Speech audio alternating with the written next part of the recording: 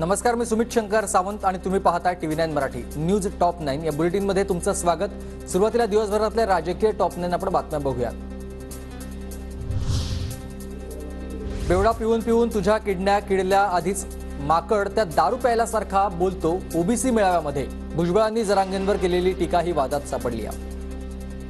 तुझी तब्येत सांभाळ।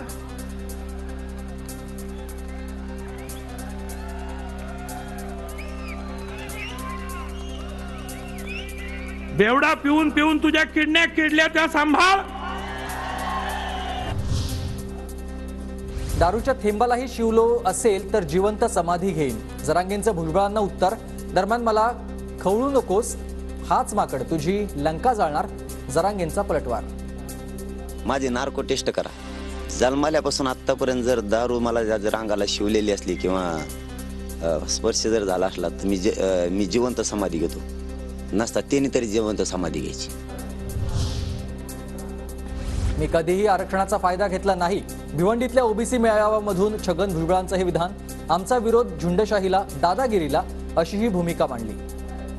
काही स्वतः आरक्षण घेतलेलं नाही, मुलांनी माझे आरक्षण घेतलेलं नाही, यापुढे सुद्धा मला काही आरक्षणाची गरज लागेल माझ्या कुटुंबियांना अजिबात नाही।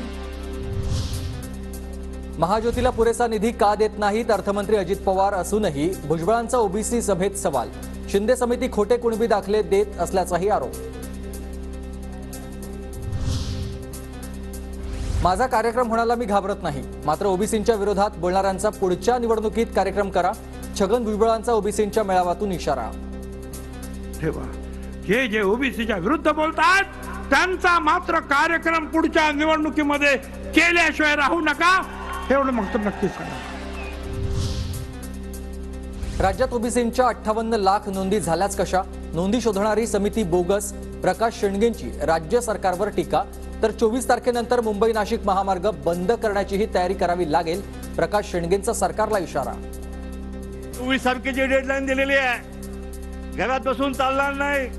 कदाचित 24 तारखेनंतर आपल्याला हा तुमचा भिवंडीचा हायवे जो आहे हा हायवे सुद्धा आपल्याला रोकावा लागेल। भिवंडीतल्या ओबीसी निर्धार मेळाव्याकडे ओबीसी बांधवांची पाठ।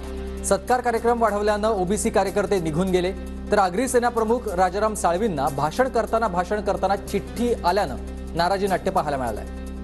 मला बोलण्यासाठी फक्त चिठ्ठी, मला खरोखरच वाईट वाटलेलं आहे। नाही, मी आता नाही बोलणार, सॉरी। 24 डिसेंबरच्या अल्टिमेटमवर मनोज जरांगे ठाम, तसंच मराठा समाज मागास सिद्ध झालाय। सरसकट कुणबी प्रमाणपत्र देण्याची जरांगेंची मागणी।